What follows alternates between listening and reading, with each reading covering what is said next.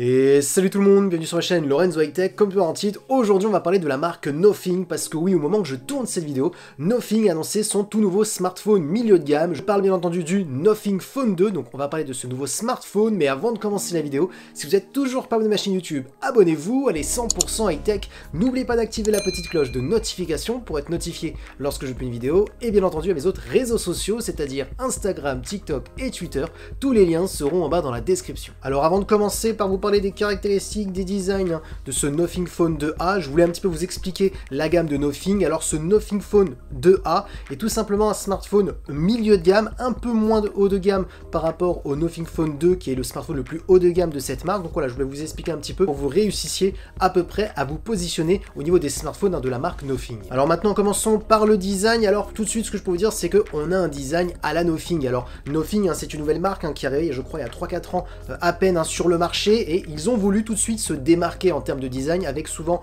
un dos où on peut voir les composants, un dos aussi qui est lumineux avec des bandes LED qui permettent de faire pas mal de choses, notamment par rapport à des notifications. On a une ou deux lumières qui peuvent clignoter, par rapport à des appels, pour faire des photos. Donc voilà, on a pas mal de choses intéressantes en termes du design, notamment avec les flashs qui sont au dos des Nothing. Du coup voilà, en termes de design, on aime ou on n'aime pas. Moi personnellement je trouve ça plutôt joli. On voit bien entendu qu'il y a une différence de design entre le Nothing Phone 2 classique et le Nothing Phone 2A, mais par contre on garde quand même le même design à la Nothing. Ensuite, concernant les caractéristiques de la face avant, on a un grand smartphone, on est sur une diagonale de 6,7 pouces avec une très bonne résolution Full HD+, accompagné bien entendu par une technologie AMOLED et aussi accompagné par un 100 Hz. Alors attention, on n'est pas sur un 100 Hz avec une dalle TPO qui peut descendre de 1 Hz et monter jusqu'à du 100 Hz. Là on est sur une dalle qui peut descendre jusqu'à 30 Hz et monter jusqu'à 100 Hz, donc c'est toujours mieux qu'un 100 Hz classique qui ne peut pas descendre en dessous de 60 Hz et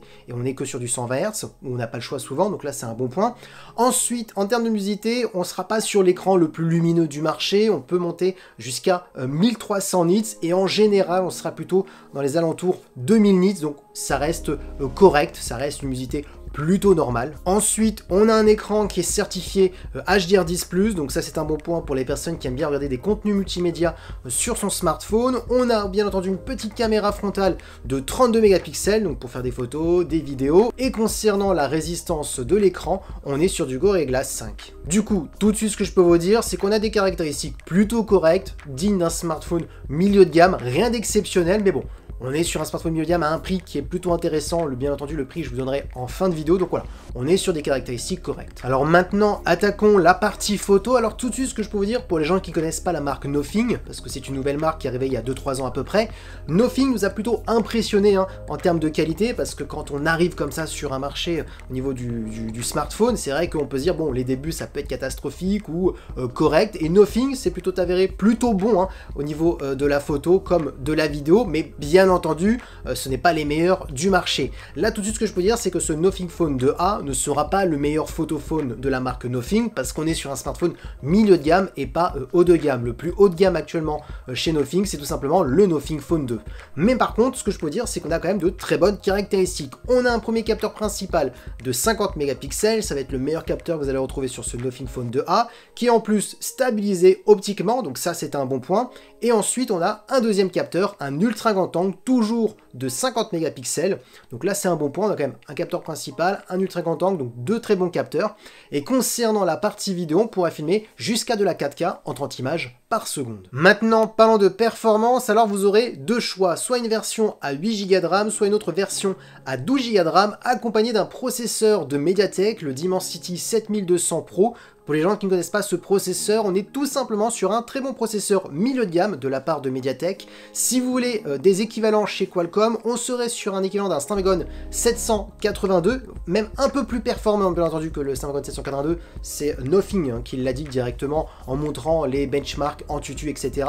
Et aussi beaucoup plus performant que le Snapdragon 7S Gen 2 qui est actuellement le meilleur processeur milieu de gamme de Qualcomm. Donc oui, on aura de très bonnes performances pour un smartphone milieu de gamme, donc pour faire du gaming, pour utiliser des applications qui demandent une certaine performance, pour aller sur les réseaux sociaux, il n'y aura aucun souci. Donc voilà, on est sur de très bonnes performances, et Nothing a expliqué aussi qu'ils avaient énormément travaillé le système de refroidissement pour éviter d'avoir des baisses de performance. Ensuite, concernant la batterie, on est sur une très grosse batterie de 5000 mAh avec de la recharge rapide de 45 watts. la marque a expliqué qu'on pouvait recharger complètement le smartphone de 0 à 100 en simplement 59 minutes, donc en moins d'1 heure, on peut le dire.